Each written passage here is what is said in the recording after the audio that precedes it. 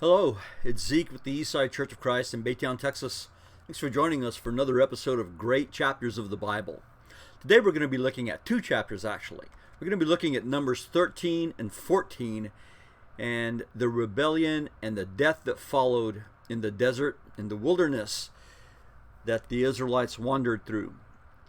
If you're familiar with your Israelite history, you know that after many long and hard years in Egypt, the Israelites had become a numerous people. They needed their own land. And so when God called his people out of Egypt, he intended to give them the land that he had promised to their ancestor Abraham. And so he raised up a leader for them, Moses. He gave them food and water to sustain them, and he gave them a law to govern them. And after about a year and a half, they came to a place called Kadesh-Barnea, which is right on the brink of the promised land.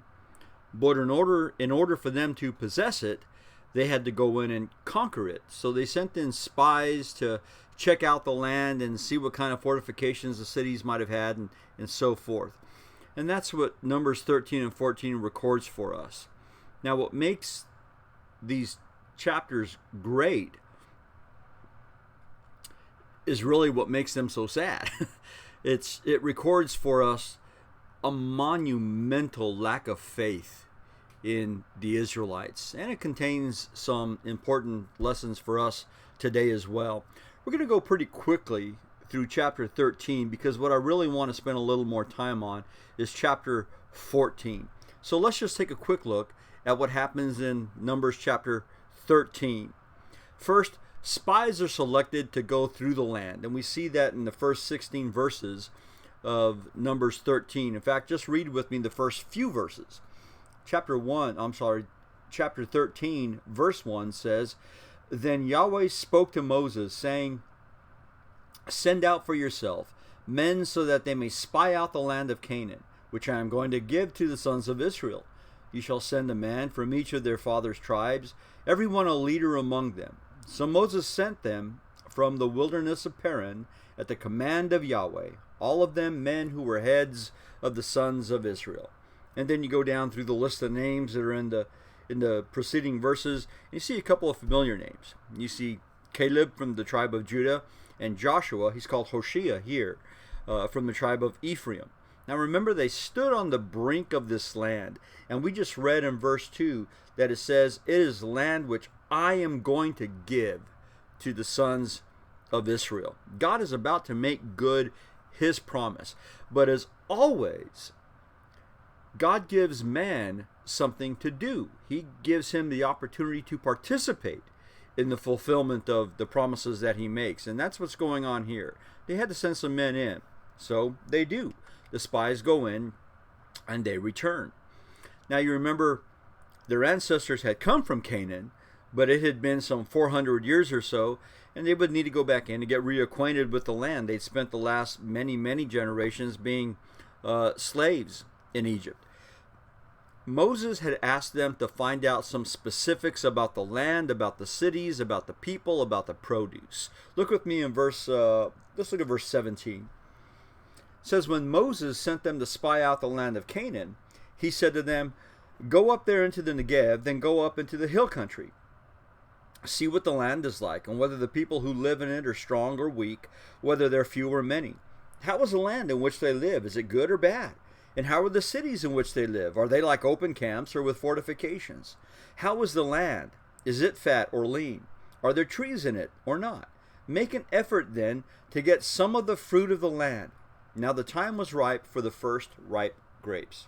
Now the time was the time of the first ripe grapes.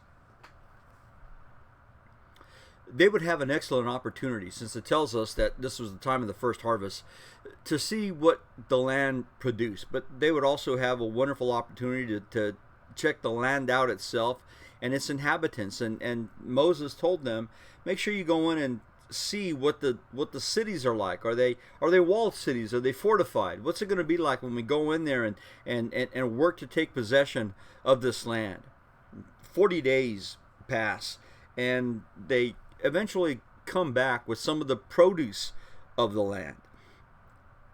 Pomegranates, figs, cluster of grapes so big that it had to be carried by two men. And consider for a moment the headway that they had made in checking out the land. Having walked through the wilderness, they would go from the very southern end of the land of Canaan to the very northern end.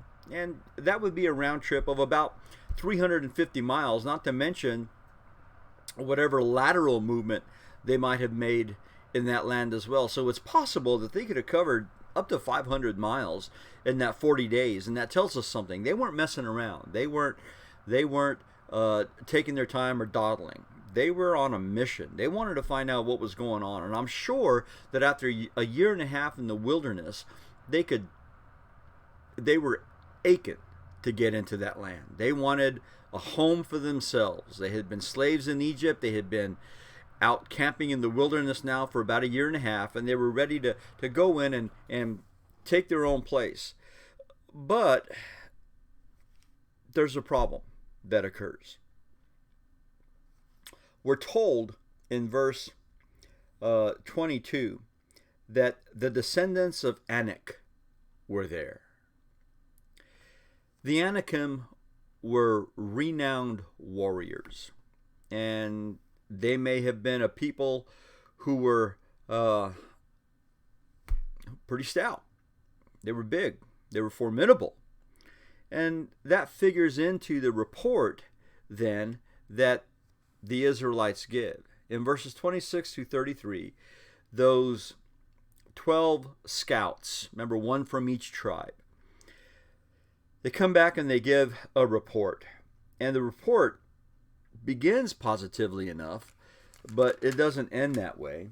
In verse 27, this is their report. We went into the land where you sent us, and it certainly does flow with milk and honey, and this is its fruit. Nevertheless, the people who live in the land are strong, and the cities are fortified and very large. And moreover, we saw the descendants of Anak there. Amalek is living in the land of the Negev, and the Hittites and the Jebusites and the Amorites are living in the hill country, and the Canaanites are living by the sea and by the side of the Jordan. Then Caleb quieted the people before Moses and said, we should by all means go up and take possession of it, for we will surely overcome it. But the men who had gone up with him said, we are not able to go up against the people, for they are too strong for us. So they gave out to the sons of Israel a bad report of the land which they had spied, saying, the land through which we have gone, in spying it out, is a land that devours its inhabitants, and all the people whom we saw in it were men of great size. There also we saw the Nephilim. The sons of Anak are part of the Nephilim, and we became like grasshoppers in our own sight, and so we were in their sight. We'll stop there.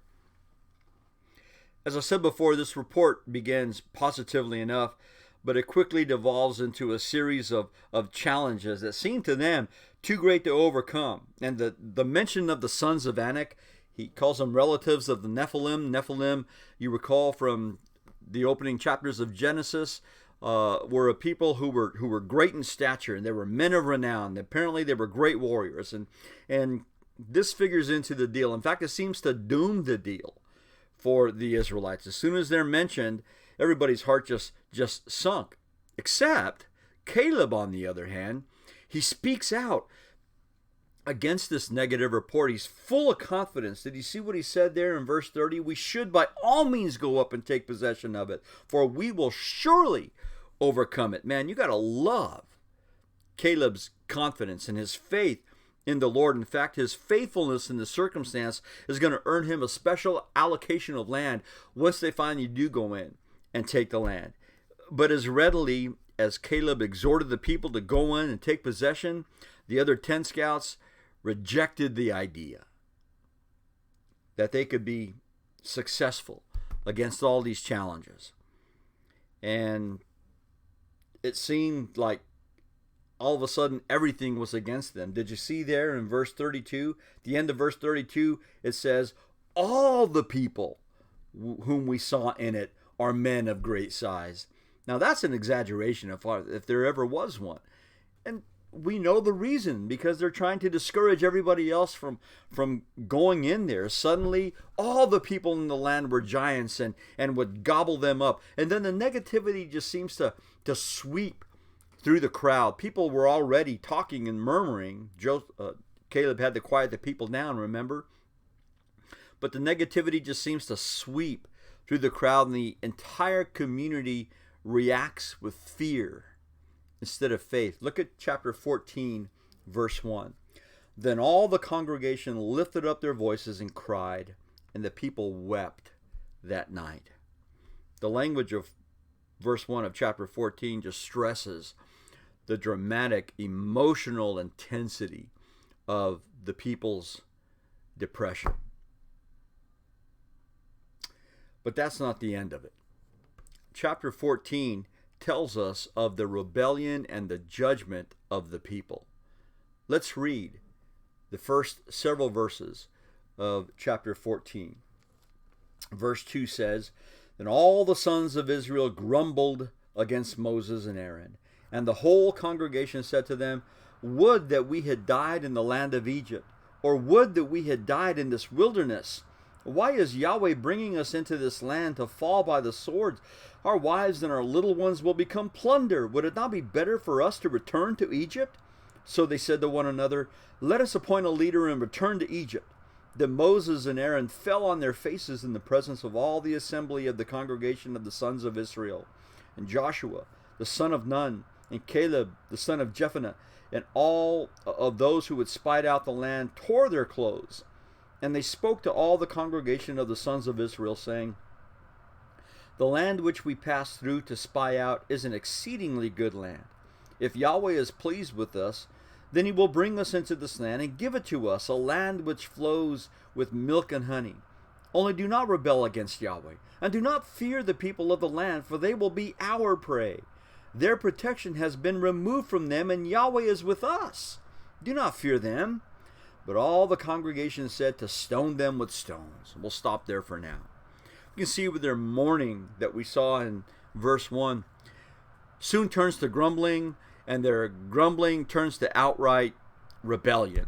And the nature of their sin is told to us. All the sons of Israel grumbled. And this is a sin that is amplified throughout this entire chapter. In fact, later on in verse 27, God brings it up. He says, How long shall I bear with this evil congregation who were grumbling against me?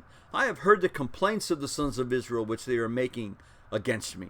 And in verse 29, God says, Your corpses will fall in this wilderness, even all your numbered men, according to your complete number from 20 years old and upward, who have grumbled against me. And then finally in verse 36, God says, As for the men whom Moses sent to spy out the land, and who returned and made all the congregation grumble against him by bringing out a bad report concerning the land, then God goes on to pass judgment on those men, those 10 spies. But we can see that questioning God, especially once he has emphatically promised something, was bad for these people. They questioned God's purpose for themselves. Look again at verse 3. Why is Yahweh bringing us into this land to fall by the swords? Our wives and our little ones will become plunder. Would it not be better for us to return to Egypt? Did they really think that it was always God's intention to bring them out just to destroy them? Why would he go to all that trouble? Why would he bring the 10 plagues upon Egypt? Why would he make a fool of Pharaoh just to bring his people out to the land so that they could come up just short of the land that he had promised them? But they questioned his purpose. And not only that, they rejected God's chosen leader in Moses and threatened to find another. Look again at verse 4. So they said to another, Let us appoint a leader and return to Egypt. Now, Moses, Aaron, Joshua, and Caleb had the presence of mind to see the seriousness of this offense as we see the latter two in verse 6. Joshua and Caleb, they tear their clothes in their grief and their anger. That's a symbolic action, along with sometimes placing ashes on the head or in the hair. The tearing of clothes was a common form of anger, mourning, or shame in this time. And we clearly see that Joshua and Caleb understand the rebellion to be a great affront, an offense against God, and a great shame to the Israelites. And so Joshua and Caleb speak to the people. Verses 6 through 7, it reminded us that they after they tore their clothes, they spoke to all congregations of the sons of Israel. And one of the things that they told them was, believe the promise. In verses 7 and 8, they said, the land which we passed through to spy out is an exceedingly good land. Later on, they call it a land flowing with milk and honey. That's exactly what God had promised them it would be. It would be this land that would be good and fruitful. And now, having brought them to the brink, God is about to deliver to them this land that he had promised them through their ancestor Abram. And so, because the promise is real and they can believe it, they say, don't rebel in verse 9. Only do not rebel against Yahweh. It would be rebellion if the Israelites carried out their decision to appoint another leader and return to Egypt. Since God looks also on the motivations as well as the actions, the people's very desire to reject his plan for them and return is seen as sin. And so they continue and say, not only believe the promise, don't rebel against God, but don't fear the people either. Verse 9 says, their protection has been removed from them. The Lord is with us. The rebellion was directly connected to their fear of the inhabitants of the land. And instead of the land devouring the people like they were afraid it was going to, Joshua and Caleb are basically said, we with God are going to devour them. They're going to be our prey. Their protection is removed. God is with us. We'll consume these giants and will occupy the land, however fearful these challenges might seem. But we see where the Israelites chose insurrection over submission. Did you see that there in the beginning of verse 10? But all the congregation said to stone them with stones. They had absolutely lost faith in God. And now all they can think to do is murder their leaders, the most positive ones among them, and go back to Egypt, the place that they were just itching to get out of. Well, God brings judgment, but it's judgment that is mixed with mercy. In halfway through verse 10, it says, then the glory of Yahweh appeared in the tent of meeting to all the sons of Israel. And Yahweh said to Moses, how long will this people spurn me? And how long will they not believe in me, despite all the signs which I have performed in their midst? I will smite them with pestilence and dispossess them, and I will make you into a nation greater and mightier than they. But Moses said to Yahweh, then the Egyptians will hear of it, for by your strength you brought up this people from their midst. And they will tell it to the inhabitants of this land. They have heard that you, O Yahweh, are in the midst of this people. For you, O Yahweh, are seen eye to eye, while your cloud stands over them, and you go before them in a pillar of cloud by day, and in a pillar of fire by night. Now if you slay this people as one man, then the nations who have heard of your fame will say, because Yahweh could not bring this people into the land which he had promised them by oath, therefore he slaughtered them in the wilderness. But now I pray, let the power of the Lord be great, just as you have declared. Yahweh is slow to anger and abundant in loving kindness, forgiving iniquity and transgression. But he will by no means clear the guilty. visiting the iniquity of the fathers on the children to the third and the fourth generations. Pardon, I pray, the iniquity of this people according to the greatness of your loving kindness, just as you have also forgiven this people from Egypt, even until now. And we'll stop there for now. God began with an accurate analysis of Israel's sin. In verse 11, he says, "How long will they not believe in me?" That's the basis of it, disbelief.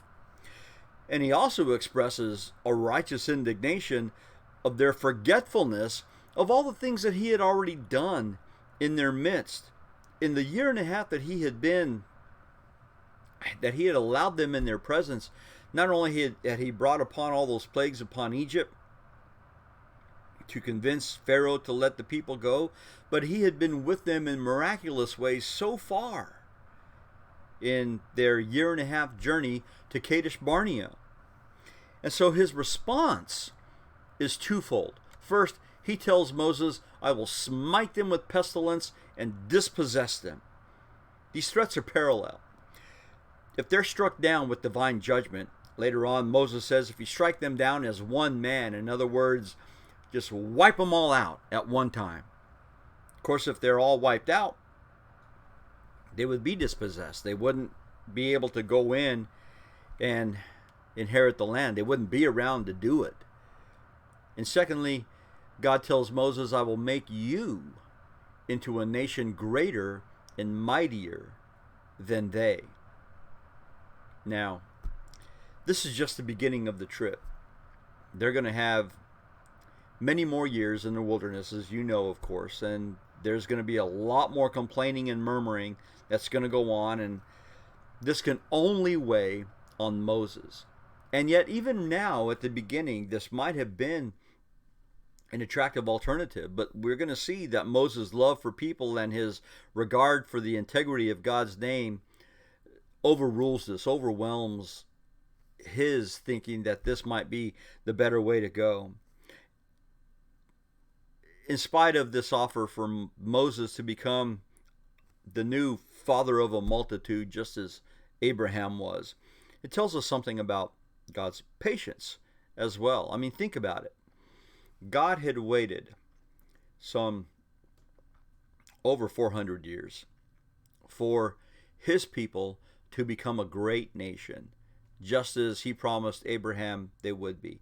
Now, if he started all over again with Moses, he would have to wait again many generations, many, many years, until they would again become, as he told Moses, a nation greater and mightier than they.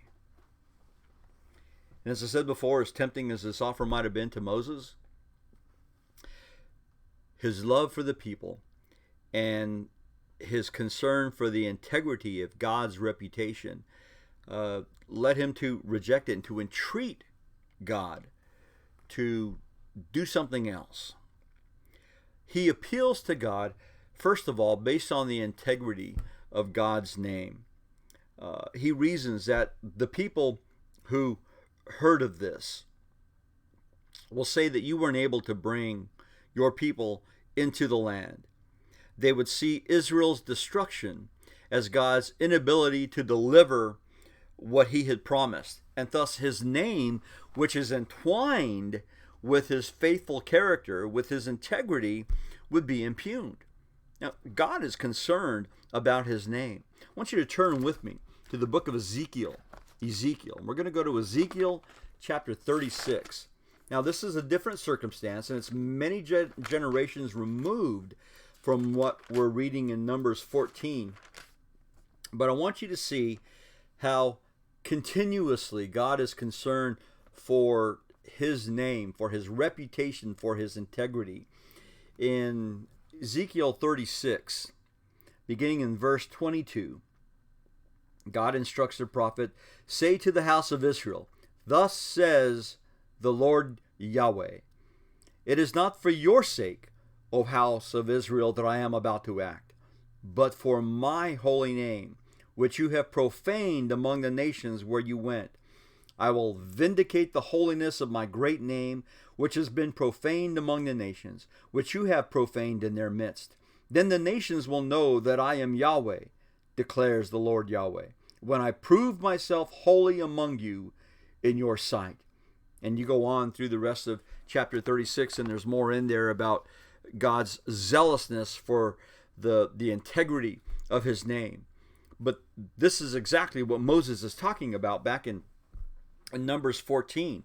The fact that God, in order to have this integrity, must find a way to follow through on his promises. And the way to do that would be to consider the depth of his own forgiveness. In verses 17 through 19, Moses pleads with God.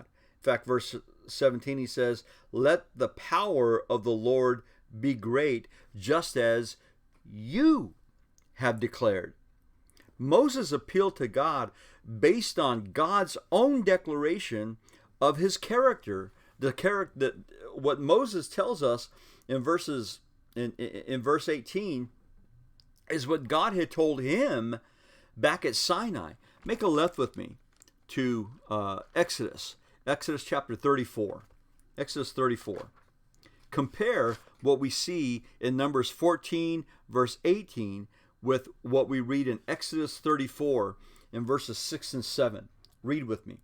It says, "Then Yahweh passed by in front of him and proclaimed, 'Yahweh, Yahweh God, compassionate and gracious, slow to anger, abounding in loving kindness and truth, who keeps loving kindness for thousands, who forgives iniquity, transgression, and sin. Yet he will by no means leave the guilty unpunished, visiting the iniquity of fathers on the children and on the grandchildren of the third and fourth generations.'" Now, what we want to see here is the fact that God declares his own integrity. He declares his mercy, his loving kindness, and also his justice. And we see that that's how God is going to deal with the Israelites back in Numbers chapter 14.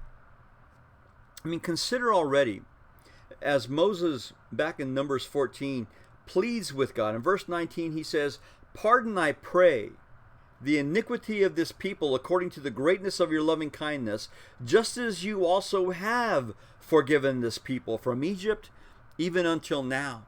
So he reminds God of all the times that God has already expressed forgiveness to the Israelites. And just a few that we can think of are the complaints that were made about water at Rephidim, which is contained in Exodus chapter 17, the golden calf incident. Who can forget that? At Exodus chapter 32, at the foot of Sinai, complaints about food and leadership in Numbers chapter 11, previous to where we're at now. And of course, there will be many, many, many more. And these are just a few that we can name just right off the bat. God has already shown his willingness, his readiness to pardon based on his character of integrity and loving kindness.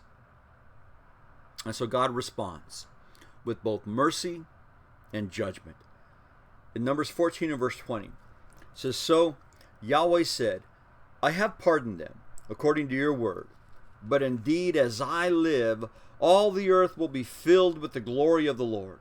Surely, all the men who have seen my glory and my signs which I performed in Egypt and in the wilderness, yet have put me to the test these 10 times, and have not listened to my voice, shall by no means see the land which I swore to their fathers, nor shall any of those who spurn me see it. But my servant Caleb, because he has had a different spirit and has followed me fully, I will bring into the land which he entered, and his descendants shall take possession of it." And we'll stop there. Now, twice before in verse 21, and again here in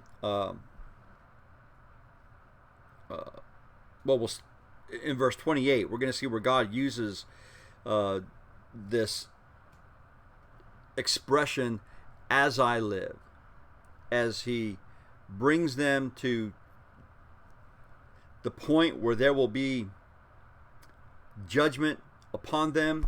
That judgment is going to include death. And we see that here in verses 20 through 24. But God is not done expressing the judgment that he's going to bring upon them. Beginning in verse 26, it says that Yahweh spoke to Moses and Aaron, saying, "How long shall I bear with this evil congregation who are grumbling against me? I have heard the complaints of the sons of Israel which they are making against me. Say to them, as I live, says Yahweh, just as you have spoken in my hearing, so I will surely do to you." Did you see that? Twice, God has used the expression, "as I live." He's making an oath based upon his own existence. And that's significant. We're going to continue in just a moment. But I want us to see how severe this is when God uses himself in an oath when he says something. Go with me for a moment to the New Testament, to Hebrews chapter 6. Hebrews chapter 6. Notice with me something here in Hebrews chapter 6. In Hebrews 6, the Hebrew writer tells us something about the significance of God using himself as a basis for an oath. In Hebrews 6, begin with me in verse 16. The Hebrew writer says, "For men swear by one greater than themselves, and with them an oath given as confirmation is an end of every dispute." When someone makes an oath, you take them at their word, right? If that person is full of integrity, you take them at their word. And then he says in verse 17, "In the same way, God, desiring even more to show to the heirs of the promise the unchangeableness of his purpose, interposed with an oath, as I live." Now, this goes back to the Hebrew writer quoting to us from the Old Testament, where God says in verse 14, "I will surely bless you, I will surely multiply you." Verse 13 says he swore by himself. Now, it was a different oath that God made, but the point that the Hebrew writer is making, and that we should see in Numbers chapter 14, is that when God uses himself as the basis for an oath, you can bet that what he says is going to pass. There is significance and severity in that phrase. Let's go back to Numbers chapter 14, verse 28 again. He says, "As I live, says Yahweh, just as you have spoken in my hearing, so I will surely do to you. Your corpses will fall in this wilderness, even all your numbered men, according to your complete number from 20 years old and upward, who have grumbled against me. Surely you shall not come into the land in which I swore to settle you, except Caleb the son of Jephunneh and Joshua the son of Nun. Your children, however, whom you said would become a prey, I will bring them in, and they will know the land which you have rejected. But as for you, your corpses will fall in this wilderness. Your sons will be shepherds for 40 years in the wilderness, and they will suffer for your unfaithfulness, until your corpses lie in the wilderness. According to the number of days which you spied out the land, 40 days, for every day you shall bear your guilt a year, even 40 years, and you will know my opposition. I, Yahweh, have spoken. Surely this I will do to all this evil congregation who were gathered together against me. In this wilderness they shall be destroyed, and there they will die. As for the men whom Moses sent to spy out the land, and who returned and made all the congregation grumble against him by bringing out a bad report concerning the land, even those men who brought out the very bad report of the land died by a plague before Yahweh. But Joshua the son of Nun and Caleb the son of Jephunneh remained alive out of those men who went to spy out the land. Everyone numbered at Sinai who had complained against the Lord would die in the desert, just as they had wished. Remember what God said here? He tells them that this is going to happen just in verse 28. As you have spoken in my hearing, so I will do to you. And remember what they said back in earlier in this chapter? They wished that they would have died in the desert in verse 2 of chapter 14. Would that we had died in the land of Egypt, or would that we had died in this wilderness. God heard that. And he said, just as you want it, well, that's what's going to happen to you.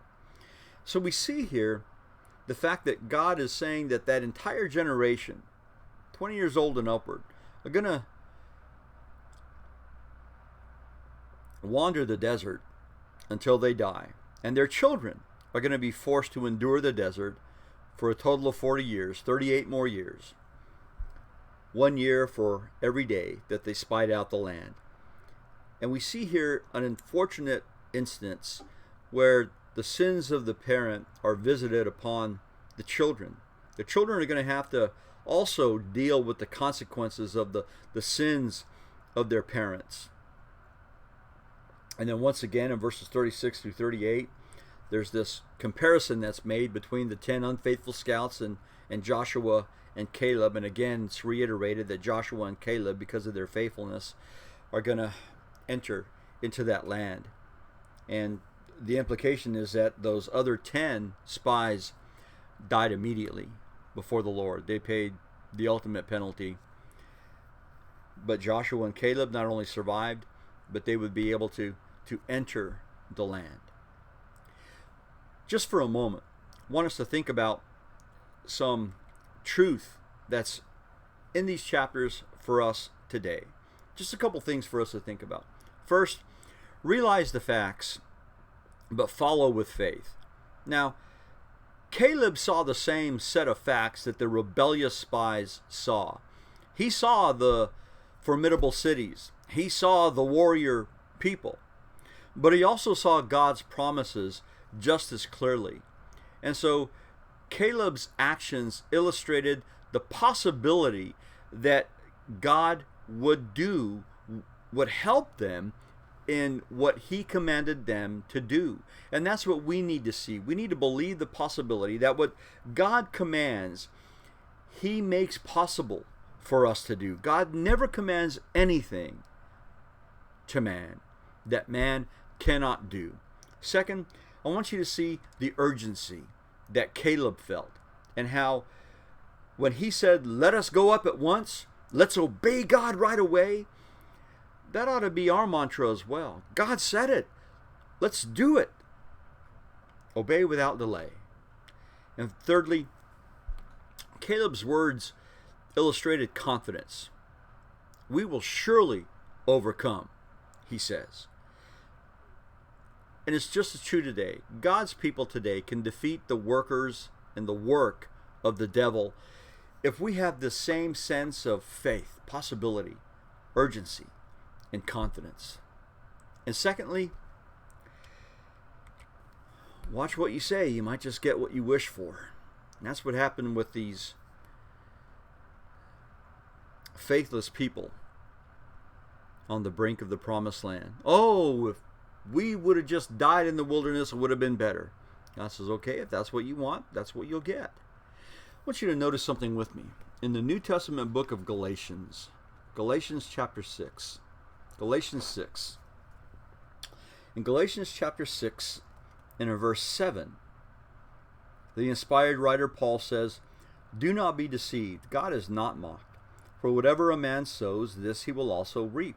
For the one who sows to his own flesh will from the flesh reap corruption. But the one who sows to the Spirit will from the Spirit reap eternal life. Let us not lose heart in doing good, for in due time we will reap if we do not grow weary. I wonder if Paul was thinking about these faithless Israelites when he penned these words. God is not mocked. And we shouldn't think for a moment that we can trivialize the commands that he gives to us, knowing that they're possible, they're urgent, and we must have the confidence and faith in God to carry them out. The lessons for this bit of Israelite history are just as applicable as ever. We're on our own quest to a promised land. There are challenges ahead of us, but God promises to be with us and to deliver us to that land that he's promised. Will we believe him? It's up to you and me. Thanks for joining us today for another episode of great chapters of the Bible. And we'll see you again next time. God bless you.